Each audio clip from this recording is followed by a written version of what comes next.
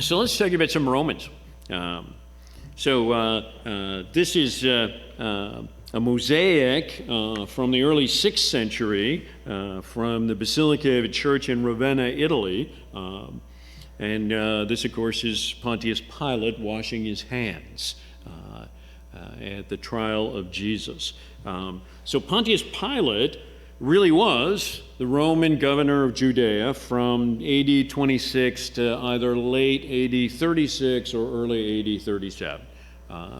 By the middle of AD 37, he had been removed by the governor of Syria, who was superior to him, and sent to Rome for an investigation over how he had handled a revolt in Samaria, which he had handled by killing a lot of people.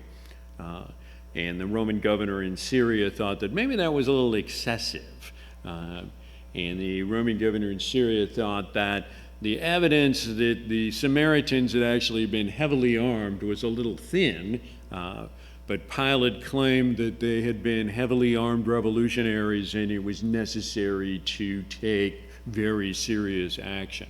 In any case, he was never tried by the emperor because the emperor died before he got to Rome. In early 37, the emperor dies.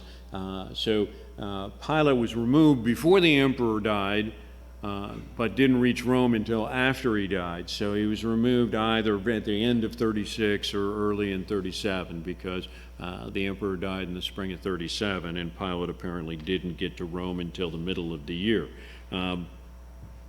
So he was of the equestrian order, that's the middle rank of Roman nobility, and he is, a historically attested figure. But the historical sources that we have really paint very different pictures of Pontius Pilate.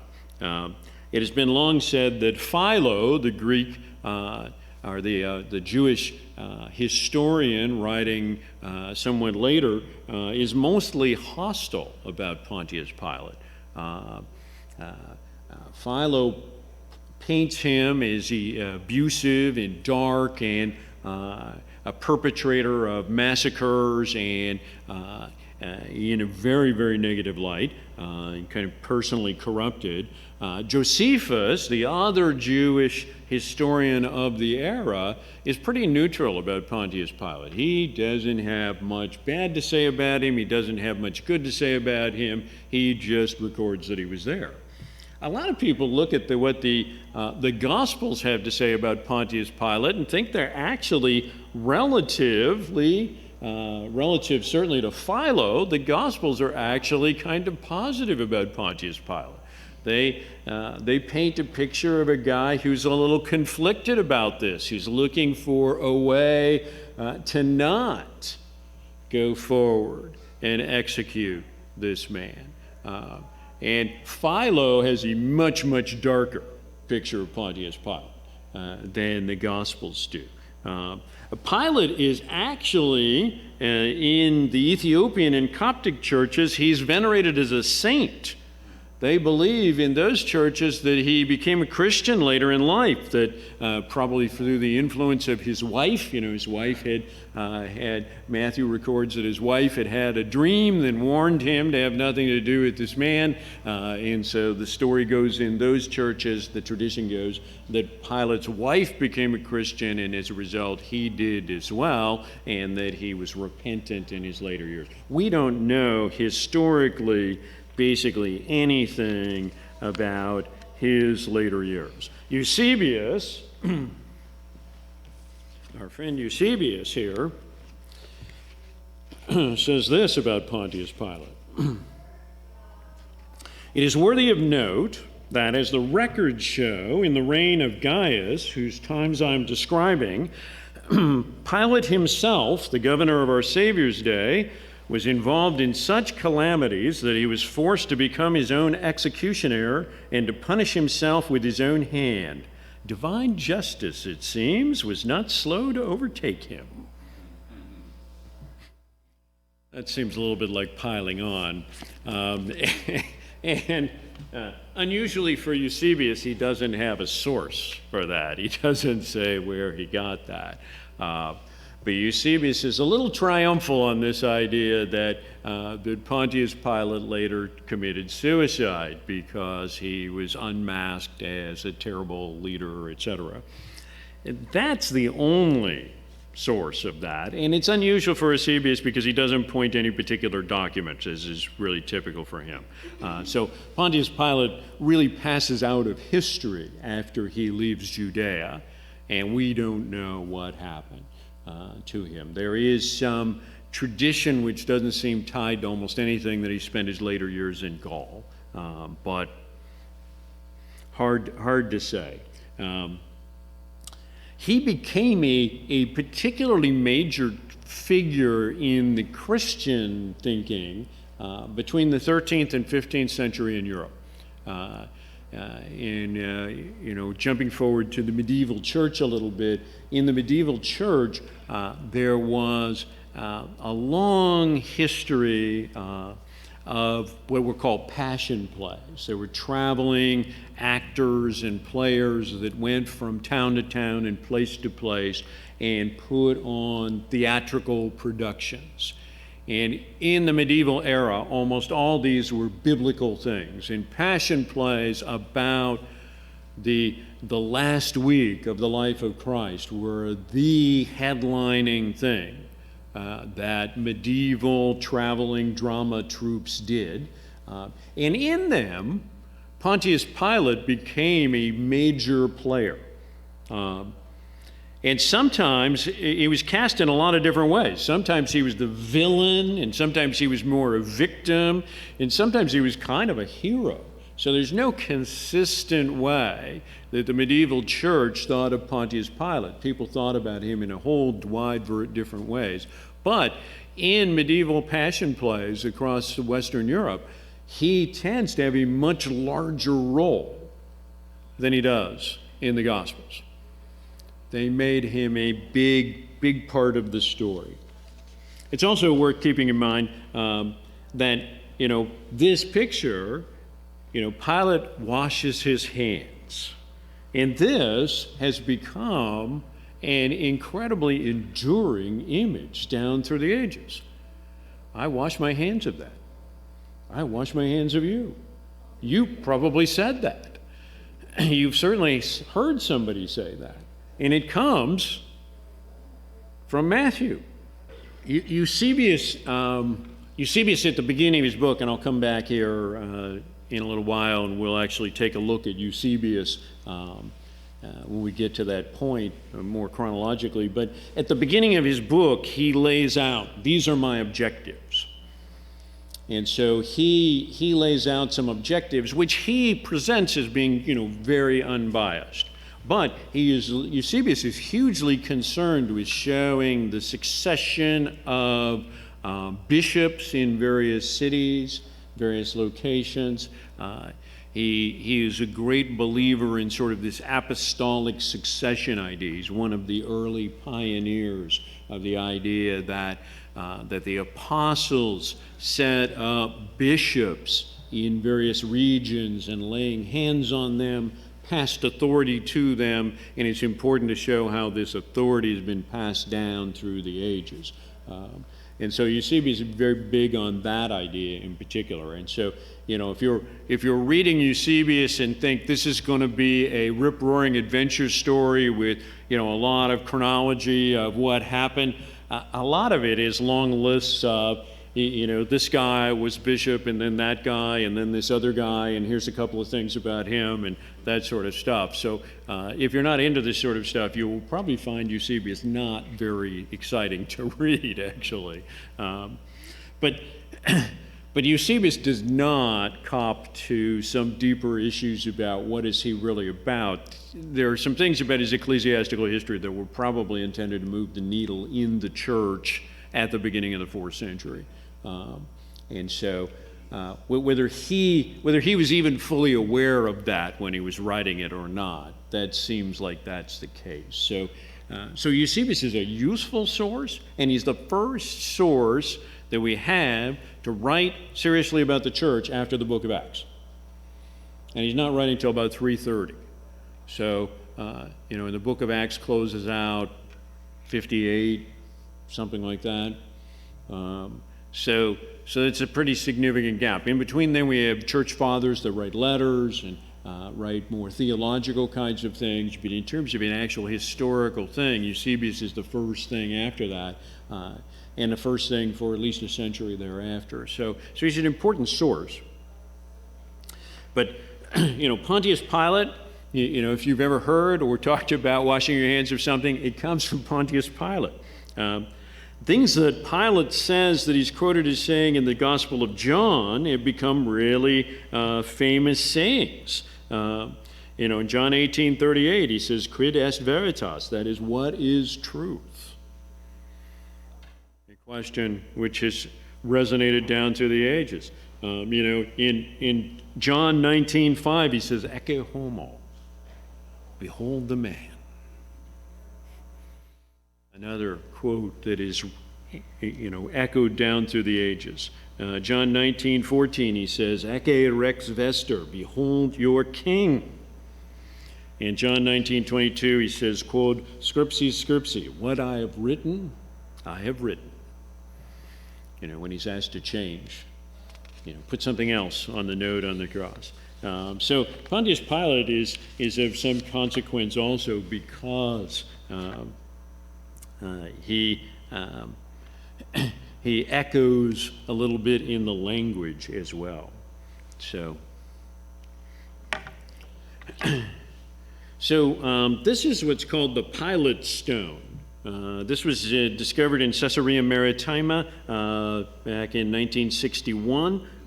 It's a limestone block which has a partial inscription, and the inscription apparently reads, "To the divine Augustus, this Tiberium, Pontius Pilate, prefect of Judea, has dedicated." So this was excavated from a place that's around the ancient theater that was built by Herod the Great between 220 and 10 BC, something like that, when the city of Caesarea was being built. This is part of some later thing, might even be some temple or something, which was apparently built in honor of the Emperor Tiberius. That dates it to between 26 and 36 AD, which is the time that Pontius Pilate was governor of Judea. The stone was reused in the 4th century as part of a foundational thing, as a building block for some stairs, for a theater, and it was discovered there in 1961 in the ruins of that structure. But Pontius Pilate is a real person, and we have it carved in stone. So we also have, dug up out of the ground, a fair number of these bronze perutas or prutas, which is an ancient copper coin that was used in Judea. And these are ones that were minted by the governor Pontius Pilate. This was a very low value coin. It took 10 of these coins to buy a loaf of bread. So in any case, these were the smallest denomination minted. The Hasmonean kings minted these. The Herodian kings minted these. Roman procurators of the province of Judea minted these. And Jews minted them during the revolt in the time of Masada. The nation of Israel minted a new version of this between 1948 and 1960, and then gave it up because it's worth less than a penny, and so not really worth it. Anyway, next slide. So there's a story in Acts when Paul is in Corinth. Well, let's go there just for a moment. Chapter 18, Paul in Corinth, verse 12. When Gallio was proconsul of Achaia, the Jews made a united attack on Paul and brought him before the tribunal. This is the tribunal in Corinth, with the Acrocorinth in the background. This is the bema, the raised platform in the corner of the marketplace with the pillars on it that the Roman leader would stand on. They made a united attack on Paul and brought him before the tribunal, before this, saying, "This man is persuading people to worship God contrary to the law." But when Paul was about to open his mouth to defend himself, Gallio said to the Jews, "If it were a matter of wrongdoing or vicious crime, O Jews, I would have reason to accept your complaint. But since it is a matter of questions about words and names in your own law, see to it yourselves. I refuse to be a judge of these things." And he threw them from the tribunal, or drove them from the tribunal, depending on the translation. And they all seized Sosthenes, the ruler of the synagogue, and beat him in front of the tribunal. But Gallio paid no attention to any of this. That is Lucius Gallio, who was the senatorial proconsul of Achaia from May of 51 AD to May of 52 AD. The senatorial proconsul was appointed only for 1 year. And Lucius Gallio was the proconsul of Achaia for that 1 year. He was appointed by the Emperor Claudius. He was the brother of Seneca the Younger, the philosopher, writer, the guy that became the tutor of Nero, later emperor. He was the son of Seneca the Elder, the politician and writer. He was born in Cordoba in what is now Spain. And Gallio was widely regarded at the time. His younger brother Seneca wrote very glowingly of him, as did a couple of other contemporaries, that he was smart and capable, that he was resistant to flattery, and that he could not be influenced by money, which is pretty consistent with the guy in Acts chapter 18. Because the opening is a little bit about trying to flatter him, as was pretty common at the time, and it seems to have gotten no traction whatsoever with Lucius Gallio.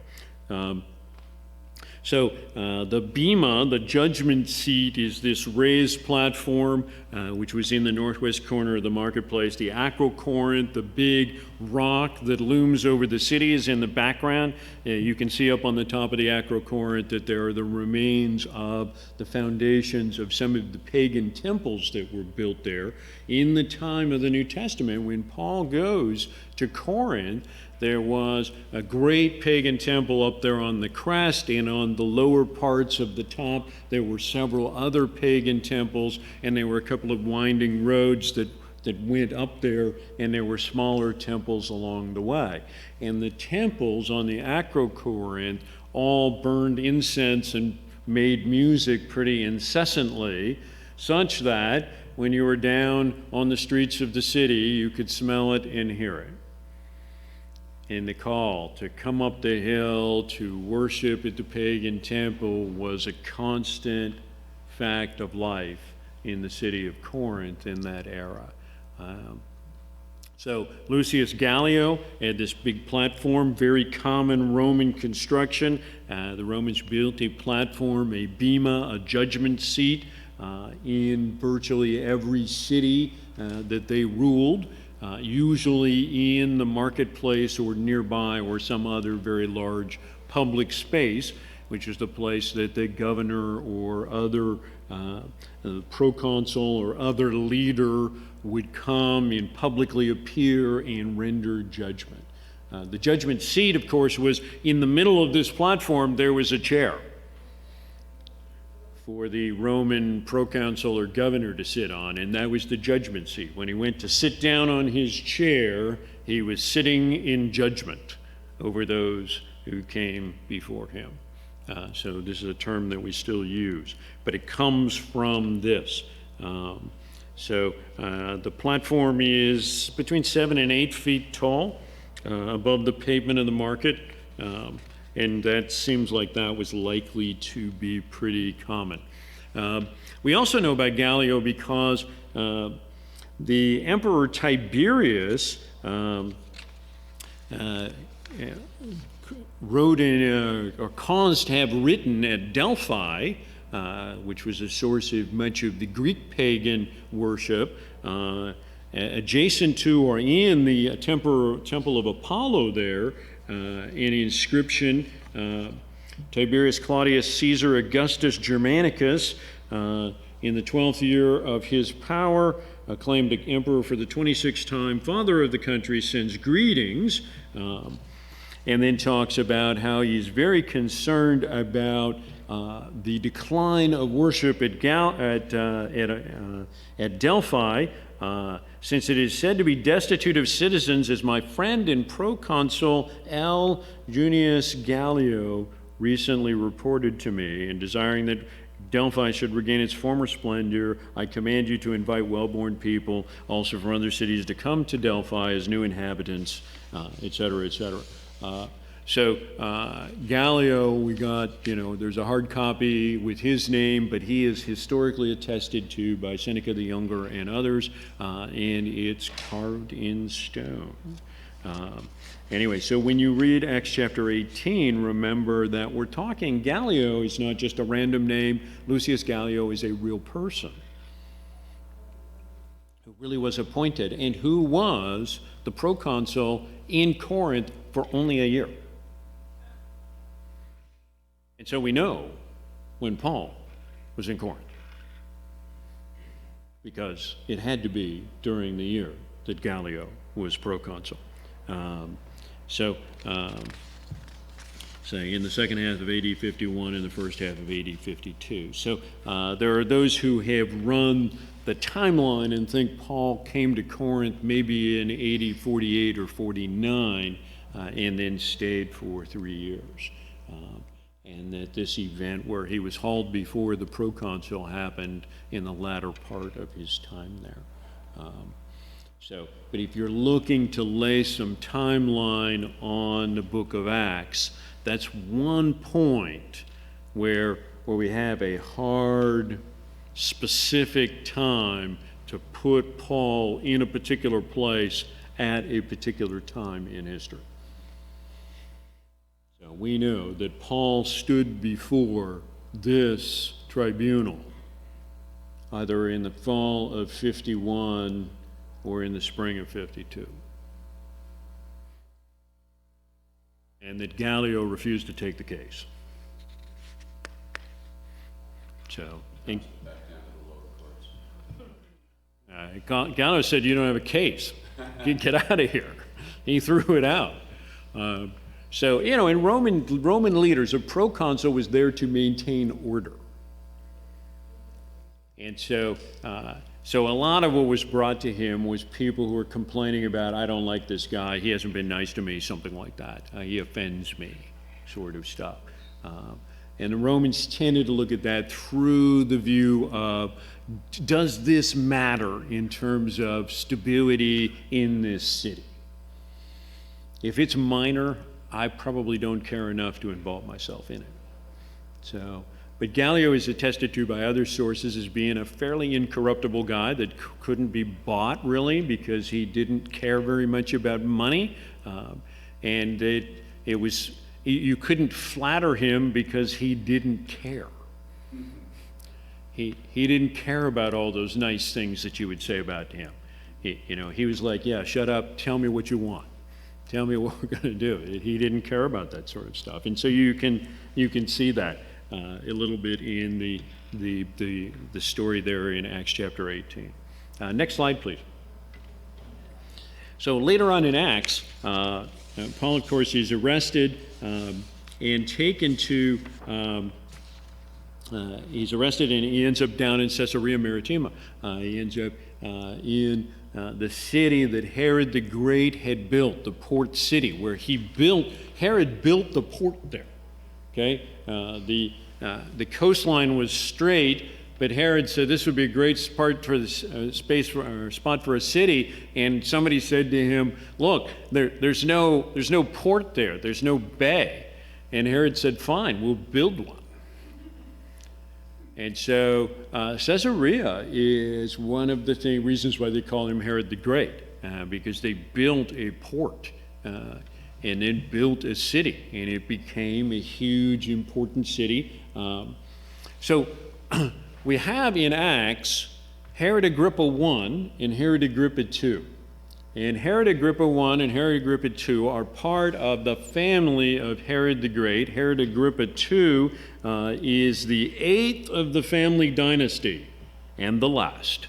Herod Agrippa I ruled not Judea, but an arc of land north of Judea and mostly west of Galilee, on behalf of the Romans as a client king. And Herod Agrippa I was pretty popular.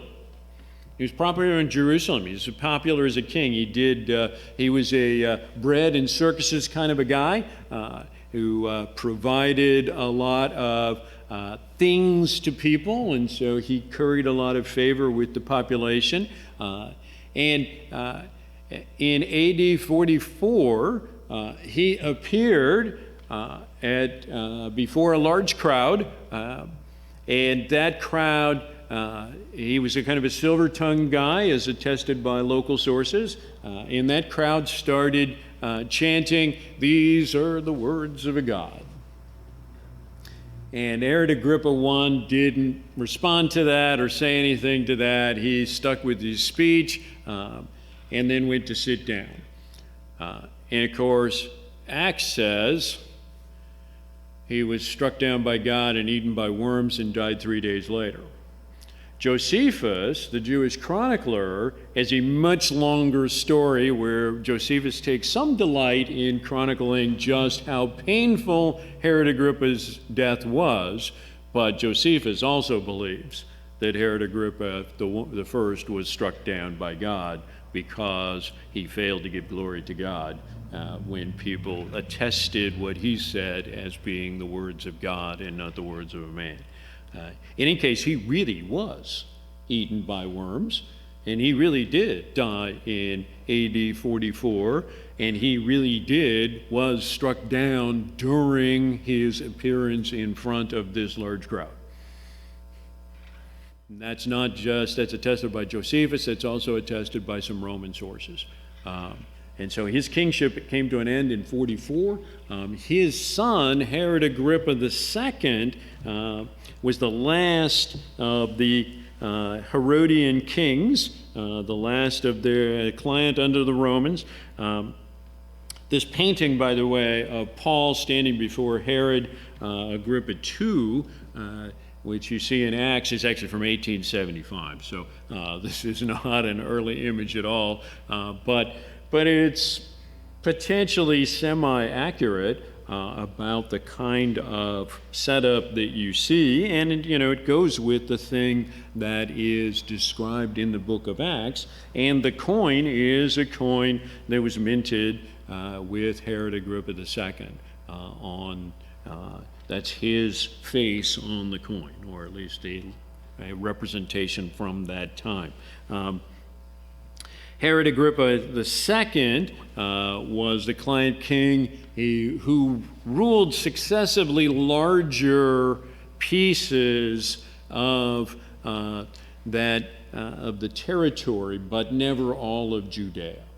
He started out with a pretty small slice, and the Romans gave him progressively more space. But when he came to Caesarea on a visit, and Caesarea was not his seat, it was the Roman governor's seat, the Roman governor said, "Let me toss this one in your lap. This has to do with Jews. Your family has, a Jewish connection.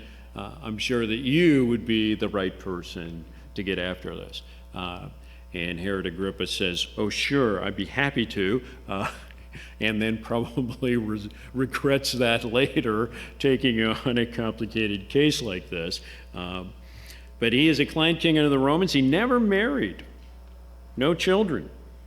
8th and last of the dynasty. He was overthrown at the beginning of the Jewish revolt in AD 66. He escaped and went with the Romans for a while, and then passes out of history.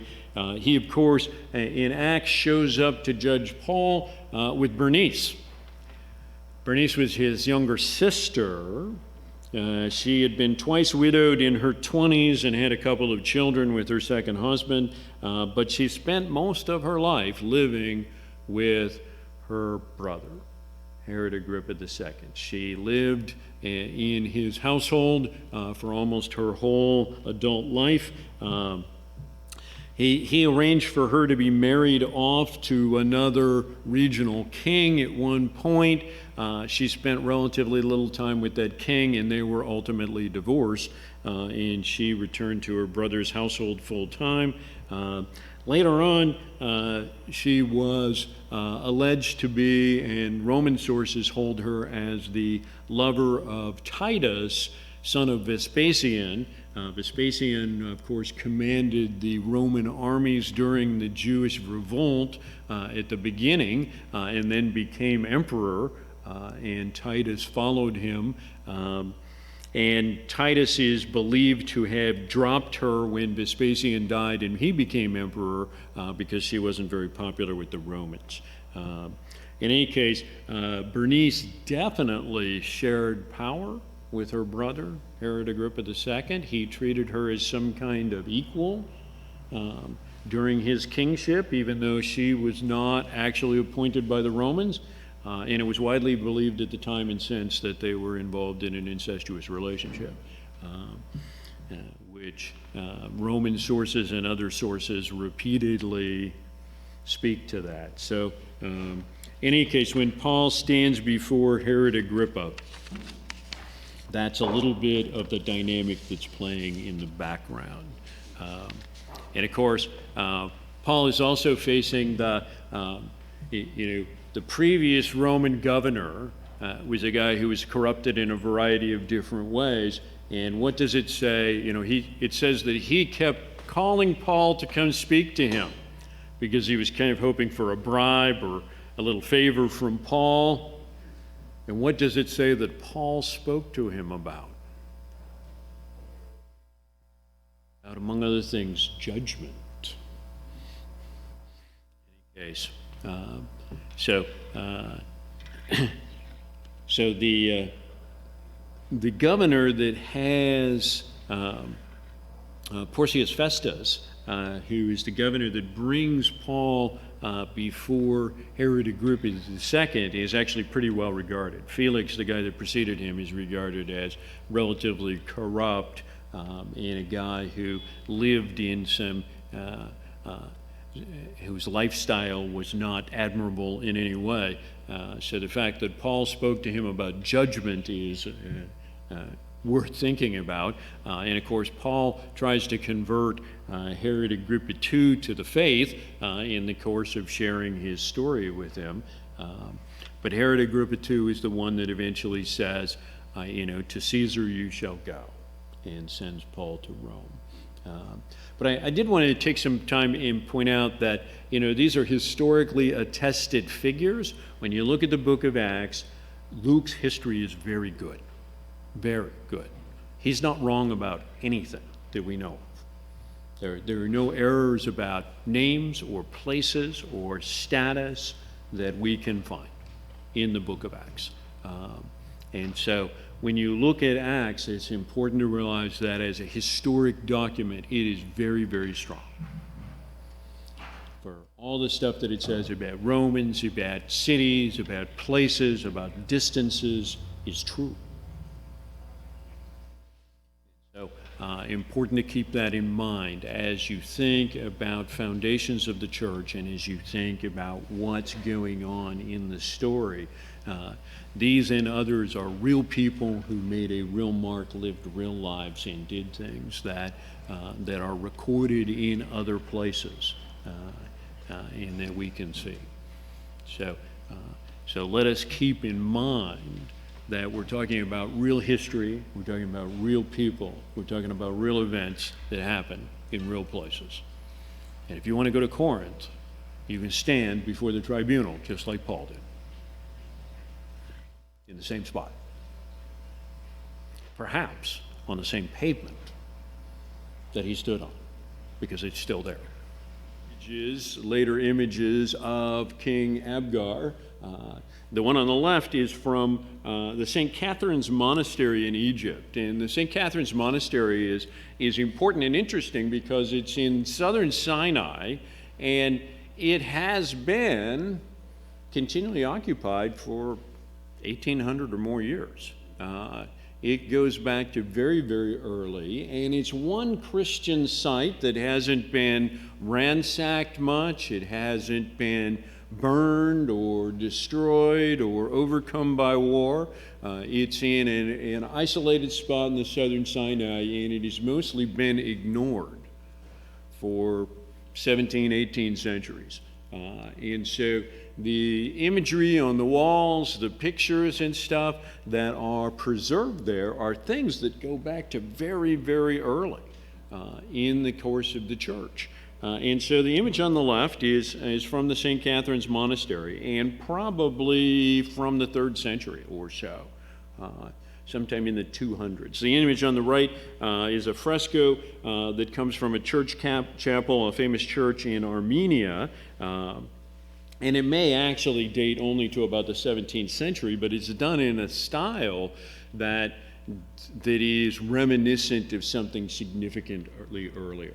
And in the Armenian church, King Abgar is an important person. He's an important part of the story. So Paul says, reports through Luke that he had to be lowered in a basket because there was such hostility towards him in Damascus that they were going to try to kill him if he left the city by any other means, and if he stayed there as well. And that this was a time when Abgar had authority over Damascus. And it seems likely that Abgar did have authority over Damascus around that time. Abgar was the king of Edessa. Edessa is a city in northern Mesopotamia, far up the Tigris-Euphrates river valley, on the kind of the border area between what is now Iraq and Syria. But it was a significant city at the time, and for hundreds of years thereafter, well into the second millennia. And the reason that the story of Abgar shows up is in the Christian tradition, and why it's important in Armenia and elsewhere, but particularly in the Eastern Church, is because of what Eusebius says. Eusebius of Caesarea, in about 330 AD, writes about the church, his ecclesiastical history. And he has a really different story in here that you probably ought to be aware of. It's a story about Thaddeus, who was allegedly one of the 70 or the 72. The story about Thaddeus is as follows. Because of his power to work miracles, the divinity of our Lord and Savior Jesus Christ, this is Eusebius writing in about 330, became in every land the subject of excited talk and attracted a vast number of people in foreign lands and very remote from Judea, who came in the hope of being cured of diseases and disorders of every kind. Thus it happened that when King Abgar, the brilliantly successful monarch of the peoples of Mesopotamia, a little sucking up going on there, who was dying from a terrible physical disorder which no human power could heal, heard continual mention of the name of Jesus and unanimous tribute to his miracles, he sent a humble request to him by a letter carrier begging for relief from this disease. Anyway, there's a significant chronicle here. There is the alleged letter. Eusebius says, I went to the archive. Written evidence of these things is available, taken from the record office at Edessa, at the time the royal capital. In the public documents there, embracing early history and also the events of Abgar's time, this record is found preserved from them until now. And the most satisfactory course is to listen to the actual letters, which I have extracted from the archives and translated word for word from the Syriac, as follows. Syriac being the Aramaic-related language that had become the significant language of Mesopotamia by this time, and also a good bit of Syria. So Eusebius says this is a copy of a letter written by Abgar the Toparch to Jesus, and sent to him at Jerusalem by a courier named Ananias. Ananias, of course, is also the name of a high priest and the name of the guy in Damascus that was sent to Paul after he was blinded. So it's a pretty common name of the age. Abgar Ukama, that's a correct, the toparch, that's a correct title, to Jesus, who has appeared as a gracious Savior in the region of Jerusalem, greeting. I've heard about you, and about the cures you perform without drugs or herbs. If report is true, you make the blind see again and the lame walk about. You cleanse lepers, expel unclean spirits and demons, cure those suffering from chronic and painful diseases, and raise the dead. When I heard about all this about you, I concluded that one of two things must be true. Either you are God and came down from heaven to do these things, or you are God's Son doing them. Accordingly, I'm writing to beg you to come to me, whatever the inconvenience, and cure the disorder from which I suffer. I may add that I understand the Jews are treating you with contempt and desire to injure you. My city is very small, but highly esteemed and adequate for both of us. That's a cool letter. Anyway, there is also, Eusebius said, at the time in the archive at Edessa, Jesus' reply. That Jesus wrote him a letter back. And if so, this would be the only thing that we know of that Jesus ever wrote. So Jesus' reply to the toparch Abgar by the courier Ananias, he apparently sent this letter back by the same letter carrier. Eusebius says it is only a few lines long, but very impressive. Anyway, happy are you who believed in me without having seen me. For it is written of me that those who have seen me will not believe in me, and that those who have not seen will believe and live. As to your request that I should come to you, I must complete all that I was sent to do here, and on completing it must at once be taken up to the one who sent me. When I have been taken up, I will send you one of my disciples to cure your disorder and bring life to you and those with you. And then there is another several pages here of the story of how Thomas, one of the 12, sent Thaddeus, one of the 70, to Edessa after the ascension, and that Thaddeus went, performed great miracles, Abgar was converted, and the gospel came to Edessa. And it was reported beginning in the 5th century that in this, Thaddeus had brought with him a cloth which had an image of the face of Jesus imprinted upon it. This is why you can see in both the left hand and the right hand image, Abgar is holding a cloth with the face of Jesus on it. This is called the image of Edessa down through the ages.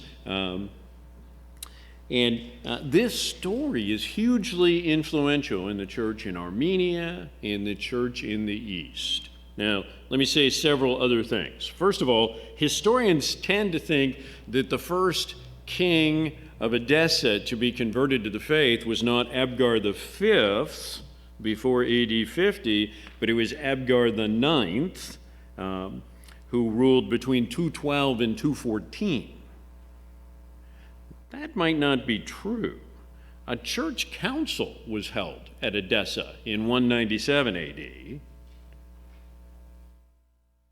So, if it's true that the first king to be converted is Abgar IX, that means that the church was large and flourishing there before the king was converted, rather than the king being converted and then the church becoming large and flourishing there. So there was certainly a major Christian presence there in the 2nd century. Whether there was in the 1st century remains a point of significant dispute. However, the church in the East generally believes that this story is true, that Eusebius was correct in this. There's a woman named maybe Algeria who made a pilgrimage in between 381 and 386. She was from Gaul or maybe from Spain, and she traveled as a wealthy single woman to visit all the places that she thought were significant in the Christian story. She went to Jerusalem, she went to Galilee, she went to the Sinai, she went to Constantinople, she went to see the sights, see the artifacts, walk the places, see it for herself. She went to Capernaum to see where Peter's house was. She wrote to her friends, her sisters, she called them, which was a pretty common term at the time for other women in the faith. But since then, a lot of people have thought because she addressed her writings to her sisters that maybe she was a nun.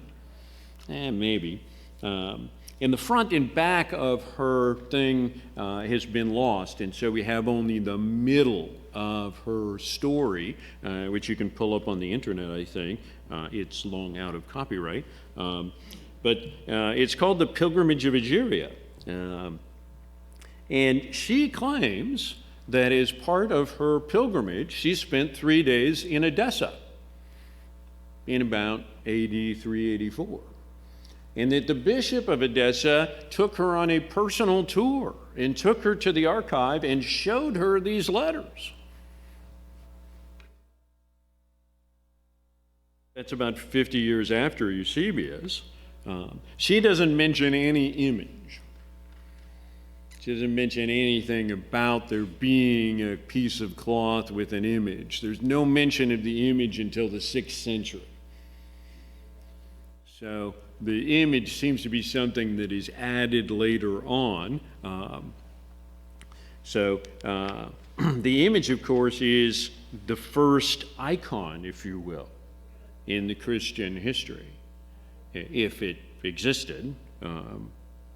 It's not specifically attested to until the end of the 6th century. There is historical documentation to say that it was moved from Edessa to Constantinople in the 9th century and placed in a church in Constantinople, which was the accumulation that the emperor, what we now think of as the Byzantine emperor, was collecting all manner of things that were related to the New Testament story. The Holy Lance, the crown of thorns, and all these different things. And so that there was, from the 9th century till sometime into the beginning of the 12th century, a church at Constantinople that had this huge collection of relics. In 1204, Constantinople was sacked by the members of the Fourth Crusade. So by guys that came from the west, and they were supposed to be going to Jerusalem. But they got only as far as Constantinople. The emperor at that time, in a extremely poor act of his own judgment, welcomed the Crusaders and attempted to speed them on their way to Jerusalem. Instead, they sacked Constantinople, and then most of them went home. After the sack of Constantinople, nobody knows, but and there is a story that in 1241, less than 40 years later, the cash-strapped emperor in Constantinople sold most of the relics to Western Europeans because he needed money, and so he sold off most of his collection. In any case, the image pops up again in the personal chapel of the King of France in about the 1250s, Louis IX. And there is a whole series of attestation about that. His personal chapel was later sacked during the French Revolution, and the image passes out of history. There is some overlap there between this story and the story of the Shroud of Turin. In any case, today, this story is regarded as a legend by most experts. Very few people believe that it's actually true. But there is a lot of belief still in the Church of the East that this is true. Abgar is regarded in the Eastern Church, the Armenian Church, and the Syriac Church as a saint. Abgar the fifth, not Abgar the ninth. And there is some evidence, there are people that have spent some time studying this, that think that this whole thing in the late 200s was a story that was generated by church leaders in Edessa who were fighting with the Gnostics at the time about theology and wanted to create a story that would be foundational, that would say that we're the guys who are descended from Jesus and you guys are not. Because the Gnostics at that point in Upper Mesopotamia were claiming that they were descended from the Apostle Thomas, interestingly. And so there's a lot of reasons to think, yeah, maybe not so much. Eusebius is a fairly good historian. He's not at the level of Luke. Most of what Eusebius says that we can check is mostly true, but it's not all true. Eusebius has an agenda, and we'll talk a little bit more about Eusebius a little later on. But Eusebius is very concerned about establishing certain things. And Eusebius typically claims to have done the homework. He claims to have gone to places, looked at the records. He encourages people to go check it out for themselves. And of course, if there are no records there, that's a little bit dangerous to be writing that and saying that if you couldn't go check that and find it. But it's possible that he went and saw these things in the records office in Edessa and that it's still not actually true. It's still something that was written later. But it's a story that's stuck around. And it's a story that's had some influence. And it's a story that I think you probably should be aware of because it's the one story that attributes the idea that Jesus corresponded with somebody personally. And it makes the case that the things that were happening in Galilee had echoes that went far and wide. Maybe. So, in any case, this is Abgar the Fifth, and the story, perhaps the story that, if you sit down and read Eusebius' ecclesiastical history, this is the story that will probably jump off the page at you, just because it's like, whoa, that is really something. But not a lot of reasons to really believe it's true, except that the early sources before about the 6th century, consistently tell this story that, come out of the East. Stories and writings that come out of Egypt and Mesopotamia, in other parts of the Arab world consistently have this story. And they consistently have a much more detailed version of this story than Eusebius gives us.